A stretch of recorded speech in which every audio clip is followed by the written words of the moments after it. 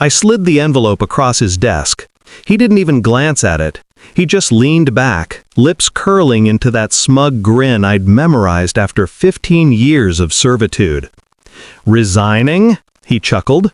"At 43? In this industry? Good luck." His laughter filled the office like cheap champagne, loud, bubbling, empty. I smiled. Just a slight curl at the corner of my mouth. Thanks for the advice. I rose, adjusted my jacket, and picked up the black folder I'd placed at the edge of his mahogany desk. His laughter slowed when he saw it. "What's in there?" I paused at the doorway. 15 years of proof you stole my work." The room went still.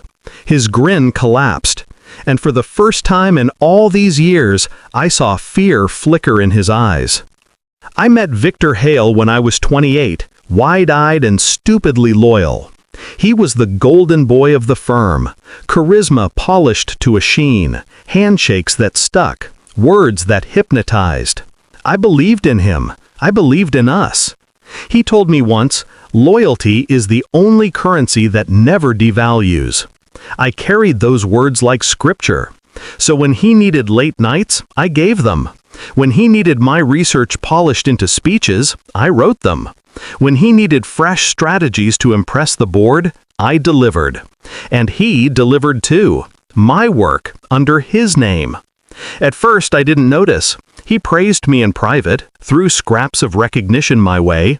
"Team effort," he'd say in meetings, while my blueprints became his empire. I ignored the gnawing truth, because loyalty, I told myself, would be rewarded. But loyalty doesn't hide forever. It was a gala night, a cavernous hall dripping with chandeliers. I stood among strangers, listening to him on stage. He unveiled the Hale Initiative. His voice carried my words, word for word. And then, slide after slide, my designs, my models, my research. Not a footnote, not a mention. When the applause roared, I didn't clap. I couldn't. Instead, I memorized every line of his performance, like a detective memorizing a crime scene. That was the night the fracture split wide open. I didn't confront him. I didn't storm out. I stayed, silent, observant. I started keeping records, emails, drafts, time-stamped presentations, proof of authorship. I printed copies, hid them in safe places. I recorded meetings where his spontaneous brilliance flowed directly from the documents in my hand. I became invisible, smiling when he stole, nodding when he mocked, obeying when he demanded. He never suspected, because in his world, I was furniture, useful but forgettable. For years, I sharpened the blade. When I filed my resignation, I wasn't walking away empty. I had mapped every theft, every lie, even the offshore accounts he used to funnel consulting bonuses. I sent anonymous tips to regulators. I copied the board of directors on carefully timed accidental emails. I arranged meetings with journalists who had been chasing corporate fraud stories for years. Piece by piece, I built the domino line. All I needed was to tip the first one.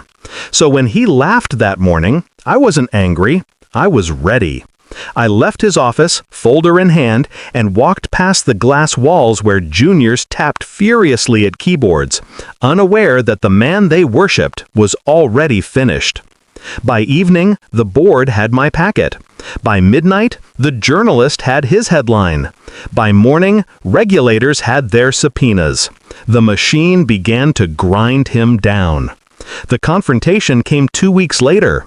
He cornered me in the lobby, his perfect hair undone, his tie hanging like a noose. "You think you've won?" His voice cracked around the edges. "You'll be blacklisted. Nobody hires a traitor." I looked him in the eye, calm. "You're not angry I betrayed you. You're angry I beat you at your own game." Security escorted him out an hour later. Cameras caught the whole scene. His empire, built on my silence, collapsed in full view. I didn't celebrate. I didn't drink champagne or toast to revenge. I just sat in my apartment, the city lights blinking like distant fires. 15 years I had carried his weight on my back. 15 years I let him define my worth. Now, the weight was gone. People call it revenge. I call it correction. Because men like Victor Hale believe they're untouchable. They think the world is theirs to bend, that loyalty is weakness, that theft is brilliance. But I proved something he never saw coming. Loyalty doesn't devalue. It compounds, until the day it pays back with interest. And interest, in my hands, is lethal.